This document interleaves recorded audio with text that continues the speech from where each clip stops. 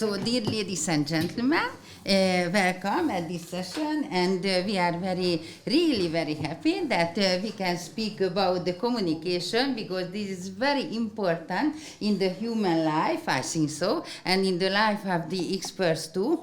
And it is a real important challenge. How can I speak only in 15 minutes about this question? But I have a head who will or who try make or use control in connection with this.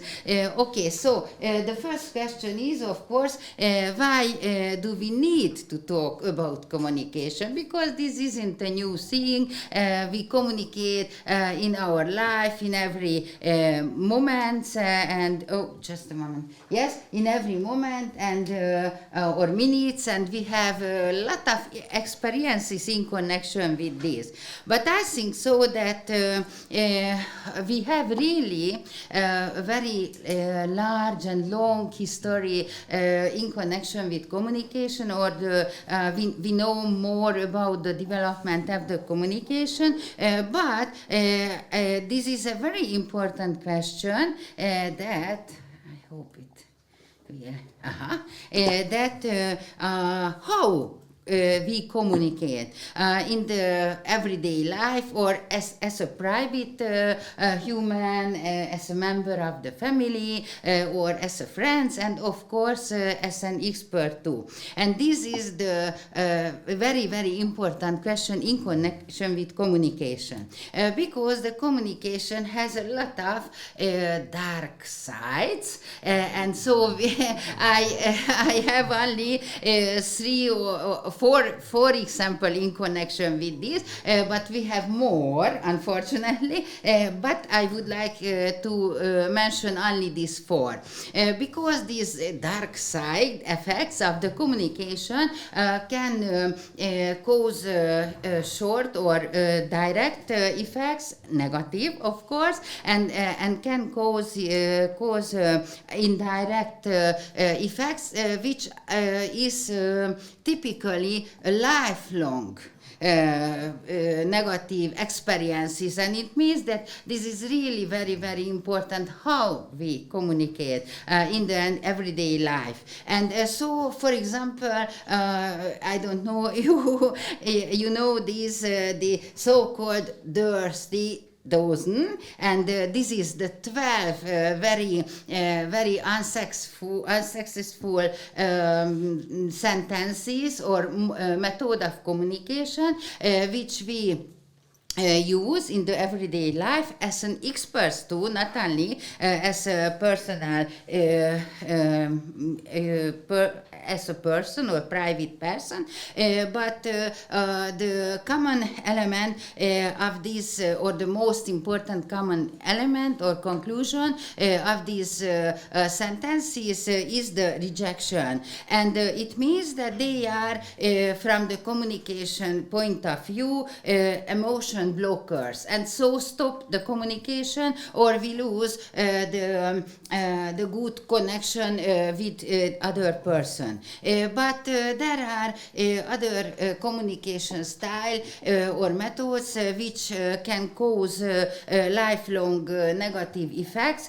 For example, the so-called scripts, which we get these in our childhood, early childhood, and this came only from the repeatedly messages of our parents. And maybe these parents or our parents would like change our life in a good direction, but these messages build at the end script for us, and I will live my personal life under the pressure of these scripts, and this is only the bad style of communication. But if we speak about the professional communication, the One is, okay, maybe the time is so quickly. Okay, so we have a direct effect in connection with this and indirect, of course.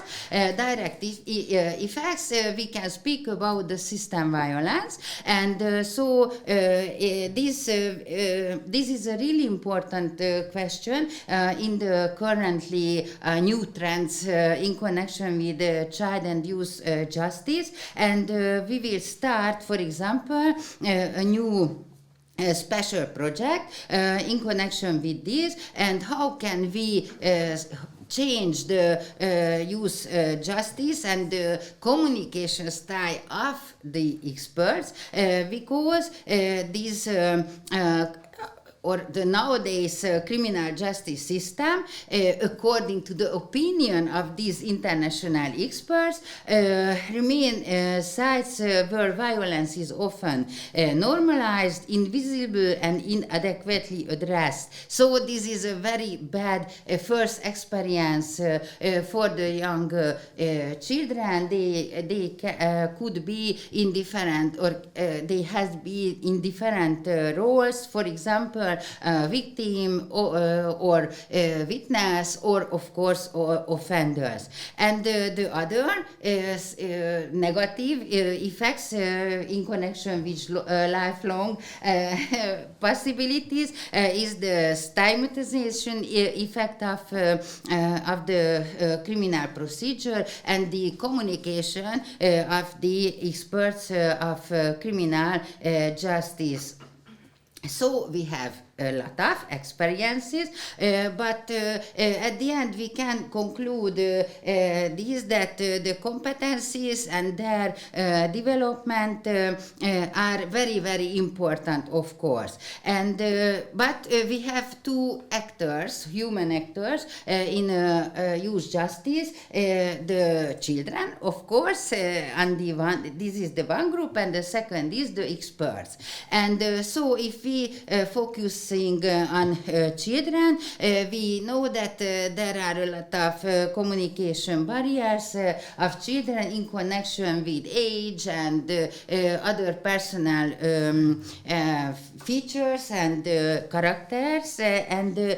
But for example, the digital age and communication or e-communication has some specialties which could be or caused negative effects on the face-to-face communication. If we focusing on experts, we know that there are different special training strategies in European Union which focus on the soft skills, because hard skills isn't enough in this age. And so the framework, the aims, and etc.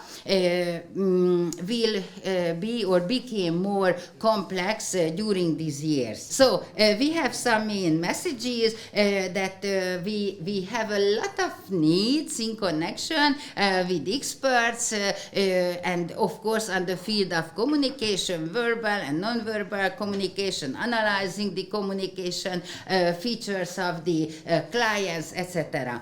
And so if we yes. Why is it so important?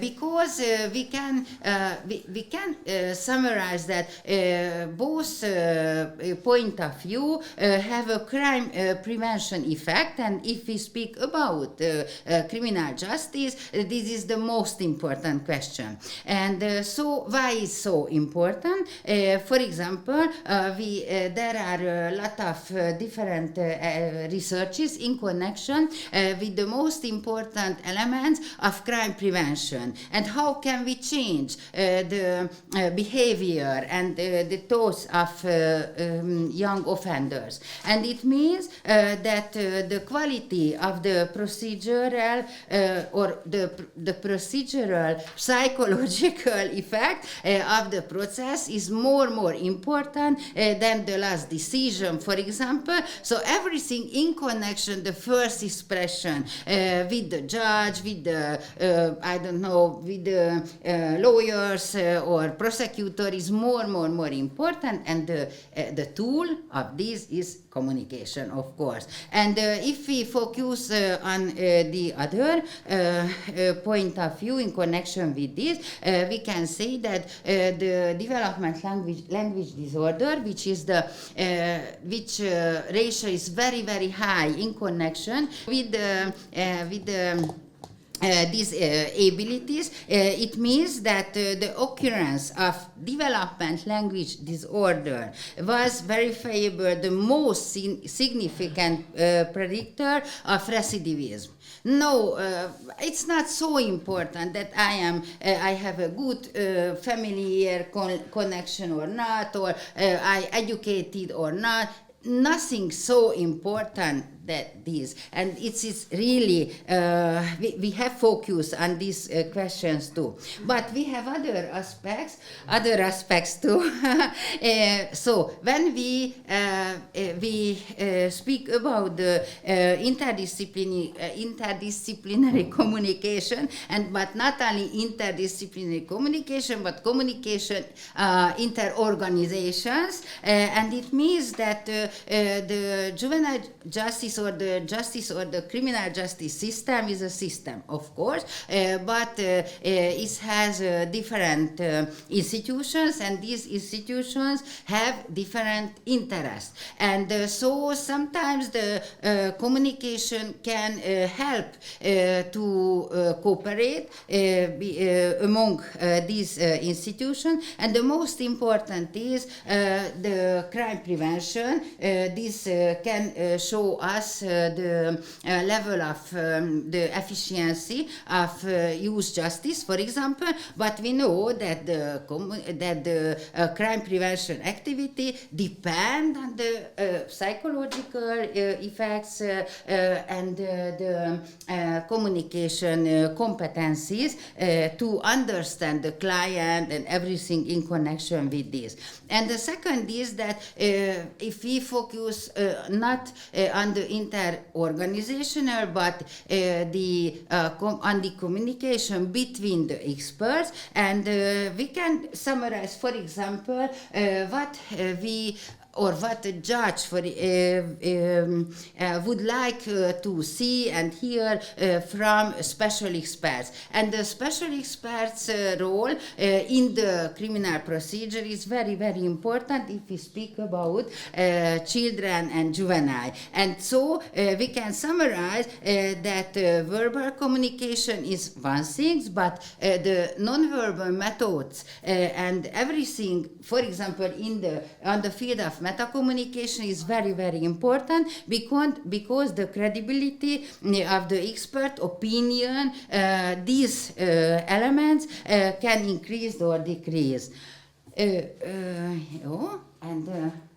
the next, thank you. And we are in a new era, of course, and so it means that the needs and the plans, etc., in connection with youth justice and competencies of experts change, and we have new directions. For example, this trauma-informed justice or the so-called sensory legal work, but this is the sensor lawyering. This is the most common definition in connection with this, or the IT and artificial intelligence competencies is very important, and it means we have know more about these things. But why is the new need is everything in